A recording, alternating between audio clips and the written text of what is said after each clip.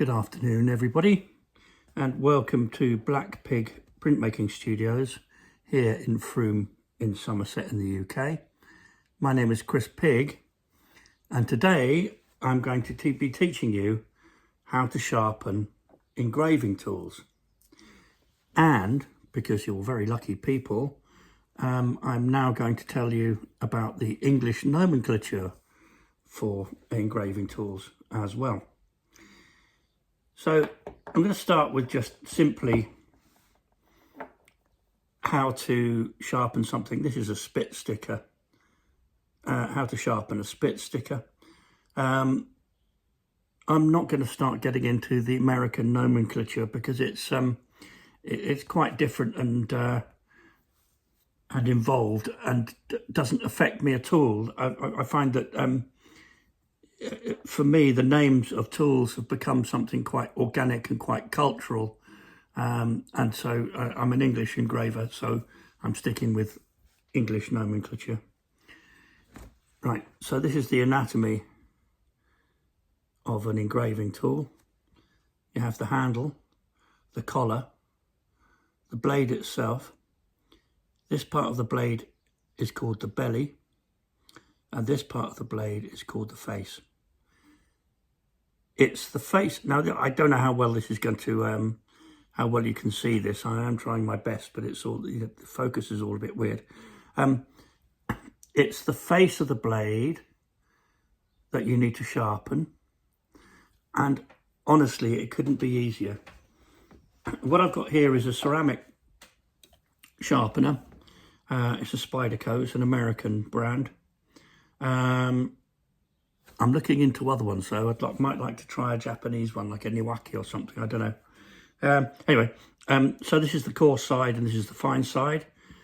Don't ask me what grits they are because I'm not that, I am a nerd, but I'm not that much of a nerd. Anyway, so all you have to do to sharpen an engraving tool is place the face of the blade as flat as you can onto the surface and draw it towards you a few times.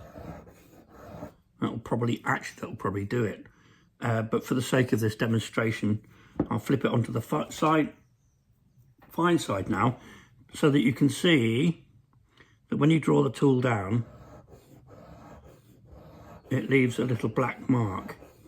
That's a little residue of metal. Now, the way you can test to make sure that this is nice and sharp is you just stick it into your thumbnail like that, and then with your finger at the bottom you press up. Ow, ooh, ow, ooh. So I've just cut myself there. Here, watch again. And if it's not moving, which it did just now, then it should be fine. Right, so there's that. Now I'm going to teach you a little bit about different types of tools. This is I can't get it quite right with the focus, so don't give me feedback on that, please, because I know that I'm doing my best. Anyway, right, sharp. This is a spit sticker. It's a blade with a curve to the face, like this, which means it's good for doing curves. You can go around corners, so to speak. This is, oh yeah, something I wanted to say about the sharpening, by the way. This here is a J. Buck Limited Victorian sharpening tool, and if you look at the end there, it's been sharpened for decades, if not centuries. It develops a little bit of a curve because it's natural to just press down a little bit on the blade, so it's no longer flat, but you're creating a little bit of a beak shape. Anyway, back to tool types. This is is a flat scorper. Bringing it in there. You can't see what it is. How about that? Is that any better? That's a flat scorper. This is just for clearing. Doesn't do anything else. It just clears areas to keep it away from the roller. This is a round scorper. Can you see that? This does a similar thing, but of course leaves furrows in the area that it's cleared. So you can use that either as part of your mark making process or then take out those furrows with a flat scorper. This Victorian tool is a tint tool.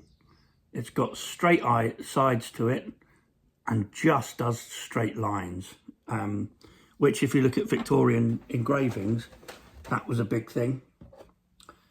You know, they would do whole sort of like passages of just parallel lines. This here is a multiple tool. Much more about this later on. I'm going to do a whole thing on multiple tools. This has got 7 tines on it, so every time you pass it over the wood or the plastic, it creates 7 lines. Tricky beast, takes a lot of handling, but it's quite interesting.